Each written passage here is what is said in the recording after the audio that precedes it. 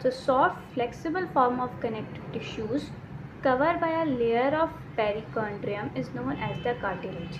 अब ये आपके पास एक बोन बनी हुई है और इस बोन के ऊपर यहाँ पे एक लेयर बनी हुई है, इसको बोलते हैं हम कार्टिलेज। और ये क्या होती है? सॉफ्ट होती है, फ्लेक्सिबल। कार्टिलेज के ऊपर, ये आपके पास समझे कार्टिलेज, अब कार्टिलेज के ऊपर ये जो कवरिंग लगी हुई है इसको आप क्या बोलोगे? पेरिकॉन्ड्रियम। क्या? Perichondrium. Then functions of cartilage. Cartilage के क्या फंक्शंस होते हैं? तो सबसे इम्पॉर्टेंट जो फंक्शन होता है कार्टिलेज का कि ये आपके पास आर्टिकुलर बोन्स, यानी दो बोन्स आपस में मिलती हैं तो वो आर्टिकुलेट करती हैं। तो उन दोनों बोन्स के बीच में जो आपको कार्टिलेज मिलता है, कार्टिलेज यहाँ प्रेजेंट होता है। और इस कार्टिलेज का काम क्या होता है? इम्पॉर्टेंटली ये क्या करता है? दो बोन्स के बीच में फ्रिक्शन को कम करता है।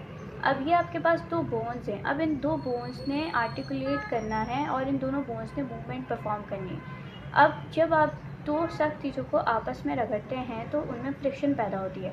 उस फ्रिक्शन को ख़त्म करने के लिए यहाँ पे कार्टिलेज प्रेजेंट होते हैं। तो ये इसका इम्पॉर्टेंट फंक्शन है। कार्टिलेज न्यूट्रिशन कहाँ से लेते हैं? इम्पॉर्टेंट है, कार्टिलेज के पास ब्लड वेसल्स नहीं होती। Cartilage lack the blood vessels, जिसकी वजह से ये क्या करते हैं?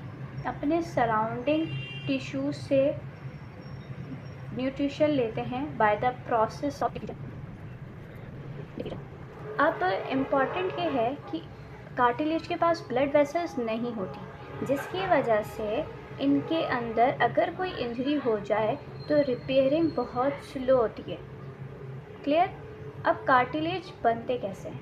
कार्टिलेज कौन से सेल्स बनाते हैं? हमारे पास कॉन्ड्रियोसाइट्स सेल्स होते हैं जो कि क्या करते हैं? कार्टिलेज की फॉर्मेशन करते हैं। कॉन्ड्रियोसाइट सेल्स कैसे बनते हैं? कॉन्ड्रियोसाइट सेल्स को भी किसी ने बनाया होगा। तो कॉन्ड्रियोसाइट सेल्स दो चीज़ों से मिलकर बनते हैं। पहला हमारे पास है कोलेजन प्रोटीन, दूसरा नॉन कोलेजन प्रोटीन, और लास्ट में जो इंपॉर्टेंट एमसीक्यू के लिए वो है प्रोटियोप्लास्ट, फॉर्म बाय दो प्रोटीन बनाती है, कॉन्ड्रायोटिन सल्फेट एंड प्रोटीन। ये तीनों मिलके क्या करती हैं? कॉन्ड्रियोसाइट्स की फॉर्मेशन करती हैं।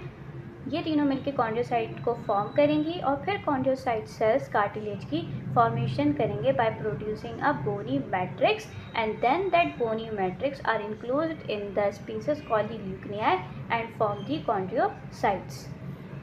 Types of cartilage, there are 3 types of cartilage. हमारे पास कार्टिलेज की 3 टाइप्स हैं, इलास्टिक कार्टिलेज और fibro cartilage and then the hyaline cartilage. तो हम सबसे पहले डिस्कस करेंगे हाइलिन कार्टिलेज को। ये हाइलिन कार्टिलेज मोस्ट इम्पॉर्टेंट है, ये बहुत ज़्यादा सॉफ्ट होता है। क्या होता है? बहुत ज़्यादा सॉफ्ट होता है। ये प्रेजेंट कहाँ पर होता है? ये क्वेश्चन आपसे पूछते हैं कि हाइलिन कार्टिलेज कहाँ पर प्रेजेंट होता है।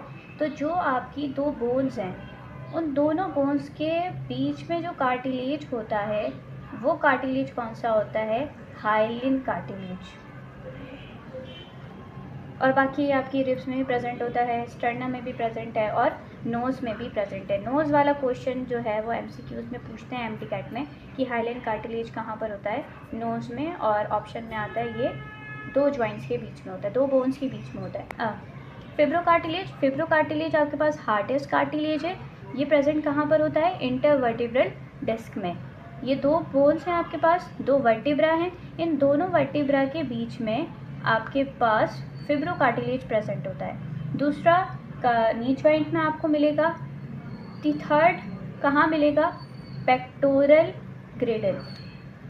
पेक्टोरल ग्रिडल क्या? इलास्टिक कार्टिलेज क्या है? इलास्टिक कार्टिलेज बहुत ज़्यादा फ्लेक्सिबल होता है।